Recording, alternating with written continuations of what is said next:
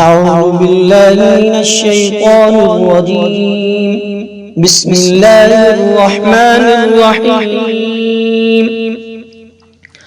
الحمد لله الذي أنزل على عبده الكتاب ولم يجعل له عوجا قيما لينذر بأسا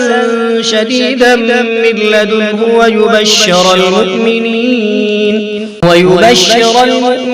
الذين يعملون الصالحات أن لهم أجرا حسنا ماكثين فيه أبدا وينذر الذين قالوا اتخذ الله ولدا ما لهم به من علم ولا لآبائهم كبرت كلمة تخرج من أفواههم إن يقولون إلا كذبا فلعلك باخع نفسك على آثارهم إن لم يؤمنوا بهذا الحديث أسفا إنا جعلنا ما على الأرض زينة لها لنبلوهم أيهم أحسن عملا وإنا لجاعلون ما عليها صعيدا جرزا أم حسبت أن أصحاب الكهف والرقيم كانوا من آياتنا عجبا إذ أوى الفتية إلى الكهف فقالوا ربنا آتنا من لدنك رحمة وهيئ لنا من أمرنا رشدا فضربنا على آذانهم في الكهف سنين عددا ثم بعثناهم لنعلم أي الحزبين أحصى لما لبثوا أمدا نحن نقص عليك نبأهم بالحق إنهم فتية آمنوا بربهم وزدناهم هدى وربطنا على قلوبهم إذ قاموا فقالوا ربنا رب السماوات والأرض لن ندعو من دونه إلها لقد قلنا إذا شططا هؤلاء قومنا اتخذوا من دونه آلهة لولا يأتون عليهم بسلطان بين فمن أظلم ممن افترى على الله كذبا وإذ اعتزلتموهم وما يعبدون إلا الله فأووا إلى الكهف ينشر لكم ربكم من رحمته ويهيئ لكم من أمركم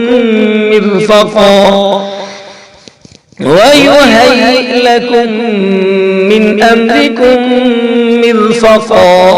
وترى الشمس إذا طلعت تزاور عن كهفهم ذات اليمين وإذا غربت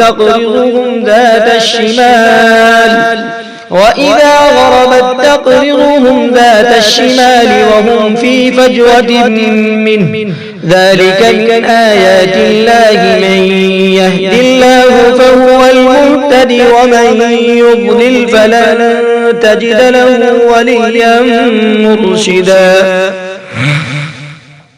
وتحسبهم أيقاظا وهم رقود ونقلبهم ذات اليمين وذات الشمال وكلبهم باسط ذراعيه بالوصيد لو اطلعت عليهم لوليت منهم فرارا ولملئت منهم رعبا وكذلك بعثناهم ليتساءلوا بينهم قال قائل منهم كم لبثتم قالوا لبثنا يوما أو بعض يوم قالوا ربكم أعلم بما لبثتم فابعثوا أحدكم بورقكم هذه إلى المدينة فلينظر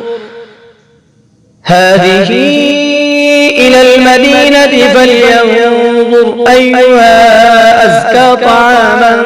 فليأتكم برزق منه وليتلطف ولا يشعرن بكم أحدا إنهم إن يظهروا عليكم يرجموكم أو يعيدوكم في ملتهم ولن تفلحوا إذا أبدا. وكذلك أعثرنا عليهم ليعلموا أن وعد الله حق وأن الساعة لا ريب فيها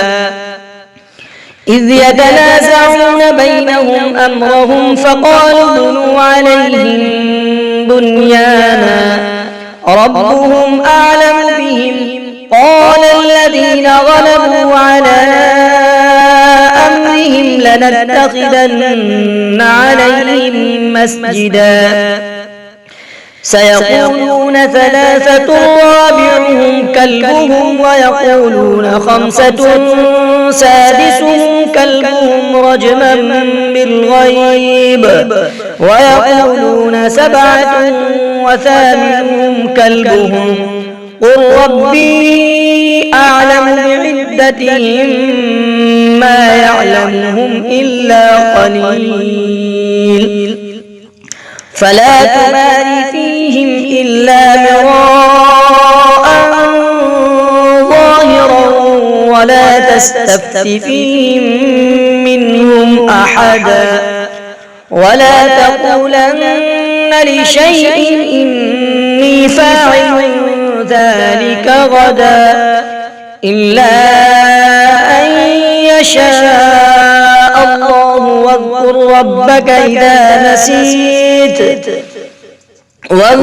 ربك إذا نسيت وقل عسى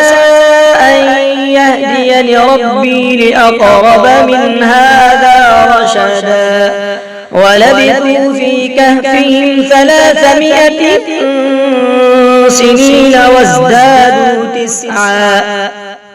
قل الله أعلم بما لبثوا له غيب السماوات والأرض أبصر به وأسمع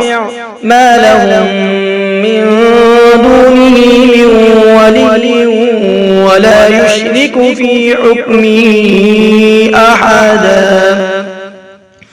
واتل ما أوحي إليك من كتاب ربك لا مبدل لكلماته ولن تجد من دونه ملتحدا واصبر نفسك مع الذين يدعون ربهم بالغداة والعشي يريدون وجهه ولا تعد عيناك عنهم تريد زينة الحياة الدنيا ولا تطع من أغفلنا قلبه عن ذكرنا واتبع هواه وكان أمره فرطا وقل الحق من ربكم فمن شاء فليؤمن ومن شاء فليكفر إنا أعتدنا للظالمين نارا أحاط بهم سرادقها وإن يستغيثوا يغاثوا بماء كالمهل يشوي الوجوه بئس الشراب وساءت مرتفقا إن الذين آمنوا وعملوا الصالحات إنا لا نضيع أجر من أحسن عملا أولئك لهم جنات عدن تجري من تحتهم الأنهار يحلون فيها من أساور من ذهب ويلبسون ثيابا خضرا من سندس سندس وإستبرق متكئين فيها على الأرائك نعم الثواب وحسنت مرتفقا واضرب لهم مثل الرجلين جعلنا لأحدهما جنتين من أعناب وحففناهما بنخل وجعلنا بينهما زرعا كلتا الجنتين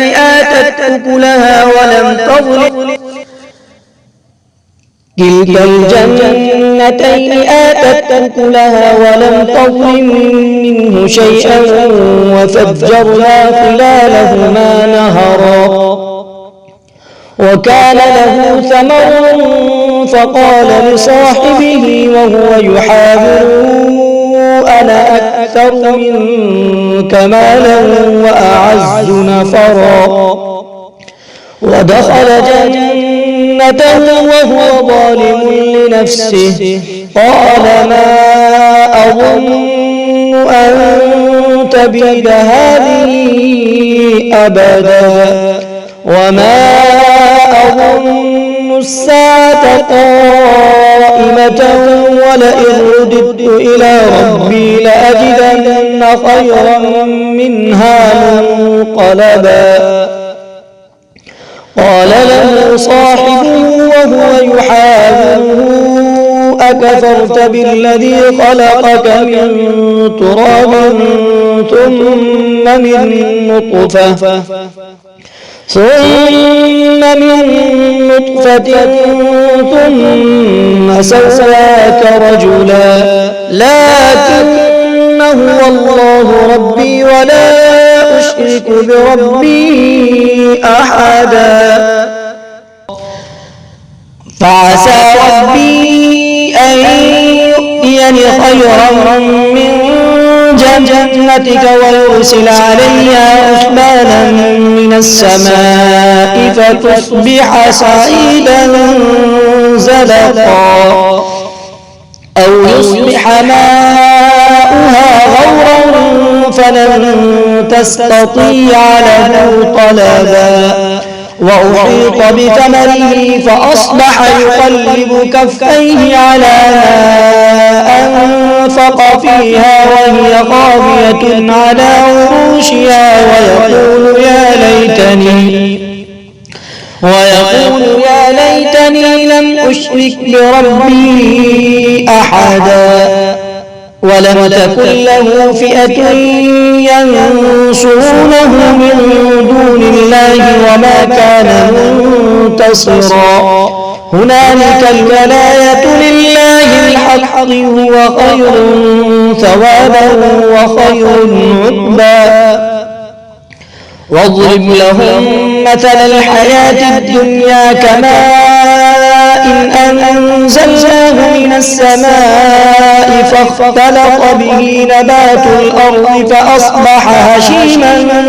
تذروه الرياح وكان الله على كل شيء مقتدرا المال والبنون زينة الحياة الدنيا والباقيات الصالحات خير عند ربك ثوابا وخير أملا ويوم نسير الجبال وترى الأرض بارزة وحشرناهم فلم نغادر منهم أحدا وعرضوا على ربك صفا لقد جئتمونا كما خلقناكم أول مرة بل زعمتم أن لن نجعل لكم موعدا ووضع الكتاب فترى المجرمين مشفقين مما فيه ويقولون يا ويلتنا ما لهذا الكتاب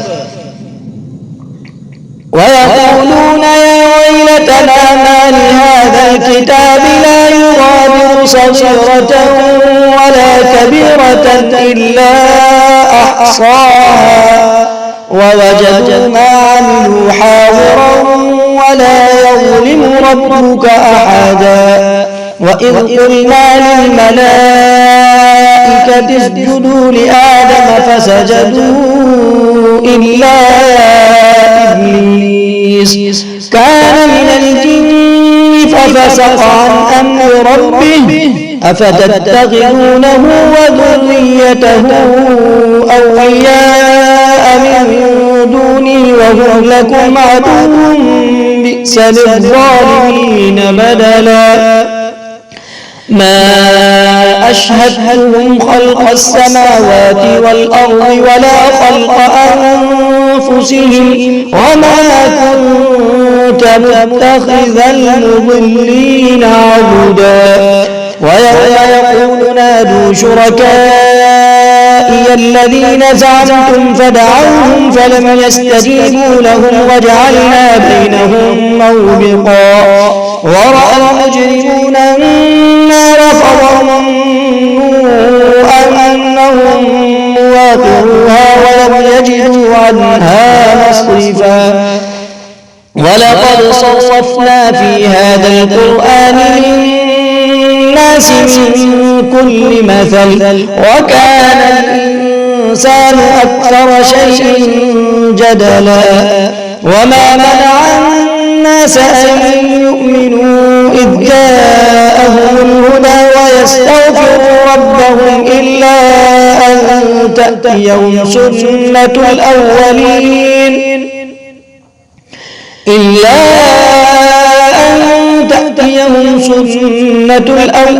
أو يأتيهم العذاب قبلا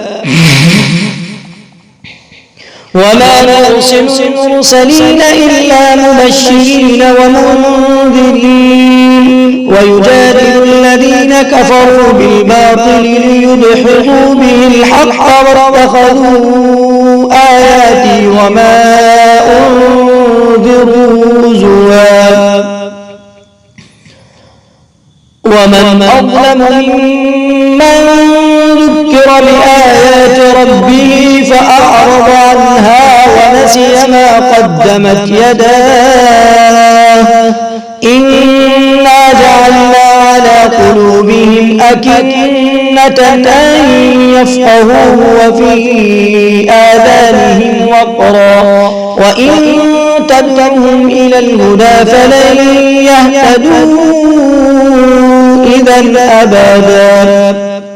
وربك الغفور ذو الرحمة لو يؤاخذهم بما كسبوا لعجل لهم العذاب بل لهم موعد لن يجدوا من دونه موئلا وتلك القرى أهلكناهم لما ظلموا وجعلنا لمهلكهم موعدا وإذ قال موسى لفتاه لا أبرح حتى أبلغ مجمع البحرين أو أمضي حقبا فلما بلغا مجمع بينهما نسيا حوتهما فاتخذ سبيله في البحر سربا فلما جاوزا قال لفتاه آتنا غداءنا لقد لقينا من سفرنا هذا نصبا قال أرأيت إذ أوينا إلى الصخرة فإني نسيت الحوت وما أنسانيه إلا الشيطان أن أذكره واتخذ سبيله في البحر عجبا قال ذلك ما كنا نبغي فارتدا على آثارهما قصصا فوجدا عبدا من عبادنا آتيناه رحمة من عندنا وعلمناه من لدنا علما قال له موسى هل أتبعك على أن تعلمني مما علمت رشدا قال إنك لن تستطيع معي صبرا وكيف تصبر على ما لم تحط به خبرا قال ستجدني إن شاء الله صابرا ولا أعصي لك أمرا. قال فإن اتبعتني فلا تسألني عن شيء حتى أحدث لك منه ذكرا. فانطلقا حتى إذا ركبا في السفينة خرقها. قال أخرقتها لتغرق أهلها لقد جئت شيئا إمرا. قال ألم أقل إنك لن تستطيع معي صبرا. قال لا تؤاخذني بما نسيت ولا ترهقني من أمري يسرا. فانطلقا حتى إذا لقيا غلاما فقتله. قال أقتلت نفسا زكية بغير نفس لقد جئت شيئا نكرا. قال ألم أقل لك إنك لن تستطيع معي صبرا. قال إن سألتك عن شيء بعدها فلا تصاحبني قد بلغت من لدني عذرا. فانطلقا حتى إذا أتيا أهل قرية استطعما أهلها فأبوا أن يضيفوهما فوجدا فيها جدارا يريد أن ينقض فأقامه. قال لو شئت لاتخذت عليه أجرا. قال هذا فراق بيني وبينك سأنبئك بتأويل ما لم تستطع عليه صبرا. قال هذا فراق بيني وبينك سأنبئك بتأويل ما لم تستطع عليه صبرا. أما السفينة فكانت لمساكين يعملون في البحر فأردت أن أعيبها وكان وراءهم ملك يأخذ كل سفينة غصبا. وأما الغلام فكان أبواه مؤمنين فخشينا أن يرهقهما طغيانا وكفرا فأردنا أن يبدلهما ربهما خيرا منه زكاة وأقرب رحما. وأما الجدار فكان لغلامين يتيمين في المدينة وكان تحته كنز لهما وكان أبوهما صالحا. فأراد ربك أن يبلغا أشدهما ويستخرجا كنزهما رحمة من ربك وما فعلته عن أمري ذلك تأويل ما لم تستطع عليه صبرا. ويسألونك عن ذي القرنين قل سأتلو عليكم منه ذكرا. إنا مكنا له في الأرض وآتيناه من كل شيء سببا فأتبع سببا حتى إذا بلغ مغرب الشمس وجدها تغرب في عين حمئة ووجد عندها قوما. قلنا يا ذا القرنين إما أن تعذب وإما أن تتخذ فيهم حسنا.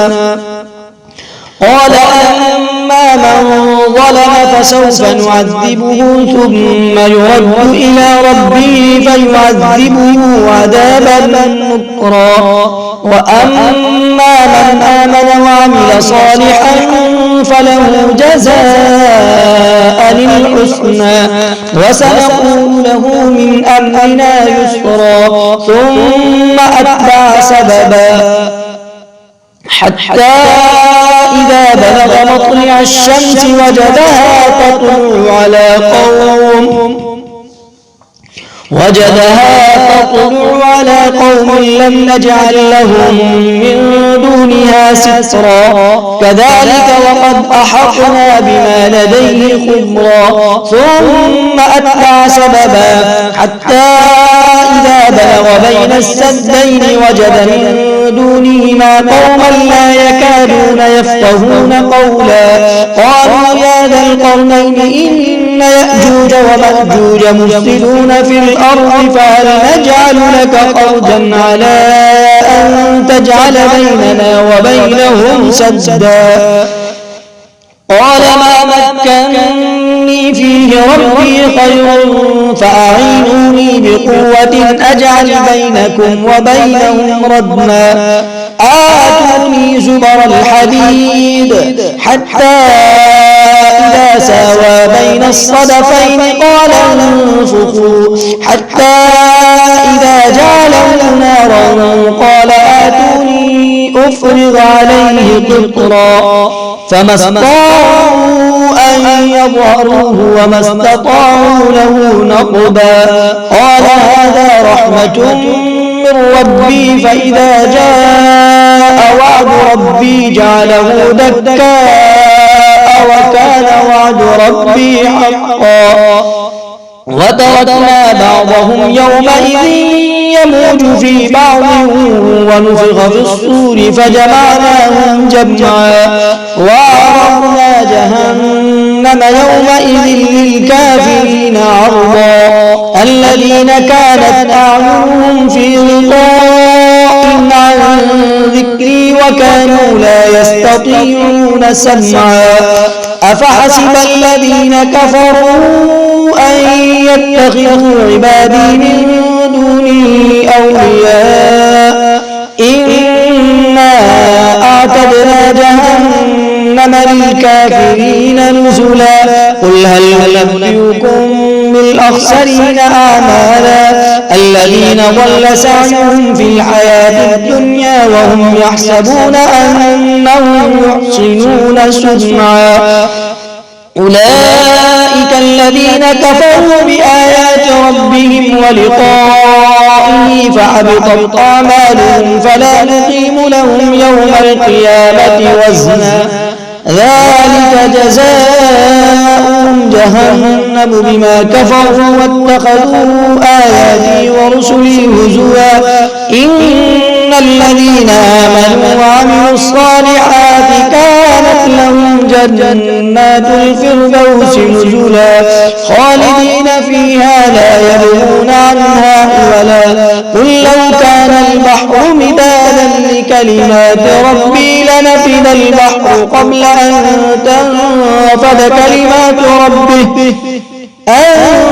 تنفد كلمات ربي ولو جئنا بمثله مددا قل لو كان البحر مدادا لكلمات ربي لنفد البحر قبل أن تنفد كلمات ربي ولو جئنا بمثله مددا قل إنما أنا بشر مثلكم يوحى إلي أنما إلهكم إله واحد فمن كان يرجو لقاء ربه فليعمل عملا صالحا ولا يشرك بعبادة ربه أحدا.